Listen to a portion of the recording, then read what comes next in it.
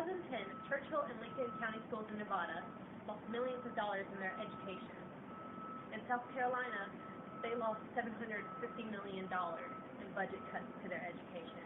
Left and right, states are cutting their budgets due to the economic distress of the country. One of the first things that's always cut is education, including musical education. Orchestras, bands, and choirs are having to rely on fundraising, but are not making as much as they would have with their budget.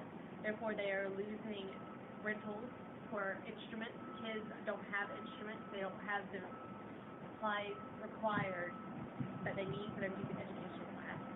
In my speech, I will talk about the benefits of music education, how music education personally affects students that are in those classes, and the various organizations in the United States that are helping to save music education across the country. You have all heard of the effects that music can have on a child's intelligence. In an experiment done by Schellenberg in 2004, the IQ of 6-year-olds who received 36 weeks of vocal or keyboard instruction had an increase of their IQ compared to another group of 6-year-olds who received no musical education at all.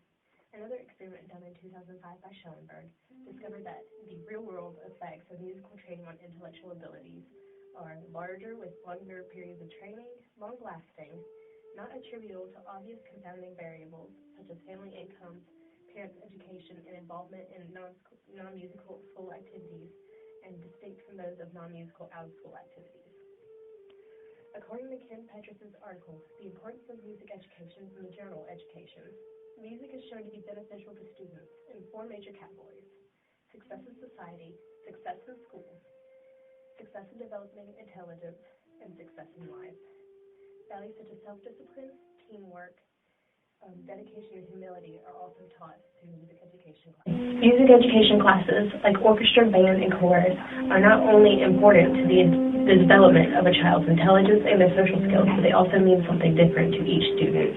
Personally, they can affect a student in different ways, as these videos show. It helps me keep my sanity, honestly. It's the only thing that keeps me going in the day from just throwing all my books down and giving up.